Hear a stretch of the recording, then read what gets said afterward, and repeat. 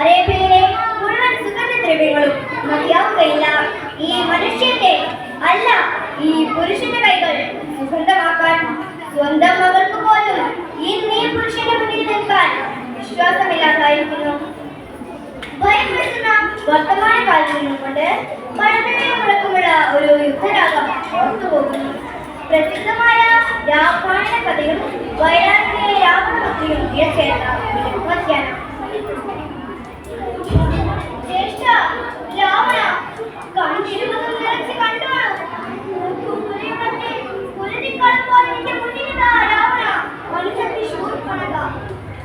എവിടെ നിന്റെ ഇരുന്നേ പകർന്ന ചന്ദ്രഹാസം?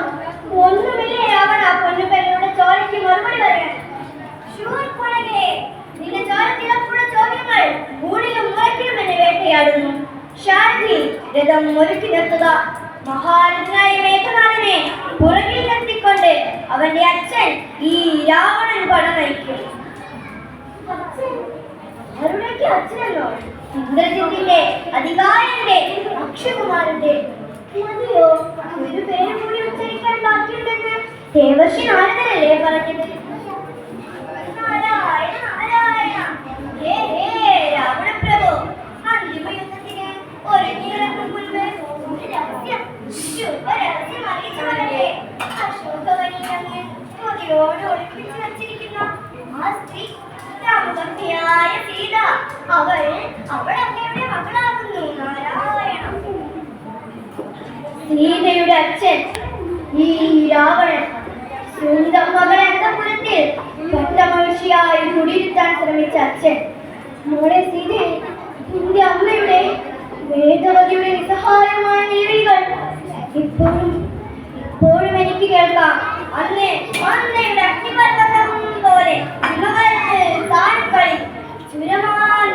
ചുരമാന്തി നടന്ന കാലം പുരുഷ കാമനയോടും പ്രവാഹത്തെ ഒരുമിച്ച് ഈ ശരീരത്തെ വേദവതിയെ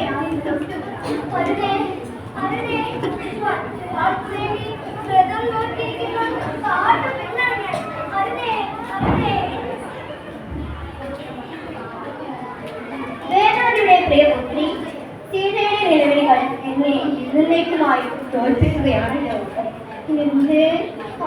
കുലത്തിന്റെ രക്ഷകൻ രാവണൻ പരാജയത്തെ കുറിച്ച് ആശങ്കപ്പെടാൻ തുടങ്ങിയെന്നോ? രാവണ, എന്റെ പ്രിയപുത്രൻ മേഘനാഥൻ മറുകെ തുണയില്ലാതെ പടക്കളത്തിൽ ഒറ്റയ്ക്ക് നിൽക്കുമ്പോൾ നിനക്ക് പിന്മടങ്ങാനാവുമോ രാവണ? മേഘനാഥൻ ഒറ്റയ്ക്ക് പടക്കളത്തിൽ, അതും അവന്റെ അച്ഛൻ ഈ രാവണൻ ജീവിച്ചിരിക്കുമ്പോൾ? ഇല്ല, ഞാൻ പുറപ്പെടുകയായി.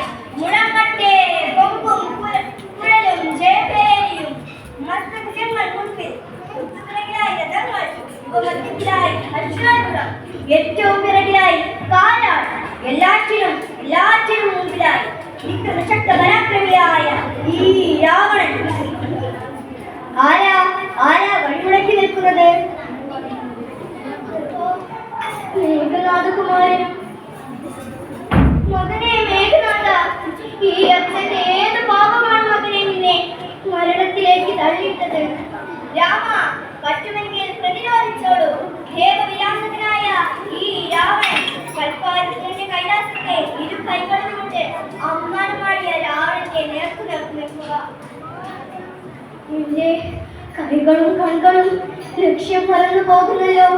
മോളെ സീതേ, നീ എവിടെ ഇരുന്നാണ് വിതുമ്പുന്നത്? വയ്യ, നിന്റെ പ്രിയതമന് നേരെ ഈ അച്ഛന് വയ്യ. രാവണൻ ഒരുങ്ങിക്കഴിഞ്ഞു. നിന്റെ നിശ്ചിത ബാണങ്ങൾ ഏറ്റുവാങ്ങാൻ. മുറിഞ്ഞു വീഴട്ടെ ഓരോന്നായി ശാസ്ത്രക്കഴമുള്ള കൈകൾ, സ്വപ്നങ്ങളെയും പാപങ്ങളെയും ഒരുപോലെ ലാളിച്ച ഈ രാവണ ഹൃദയം. മോളെ സീതയെ, സ്വയം ശുദ്ധനായ അസുര രാജാവിന് വീരോചനമായ മോക്ഷം അനുവദിച്ചിരിക്കുന്നു. എന്നാൽ ഇയാൾക്കോ, ഇന്നത്തെ ഈ പുരുഷൻ വെള്ളം കുറച്ചുകൂടെ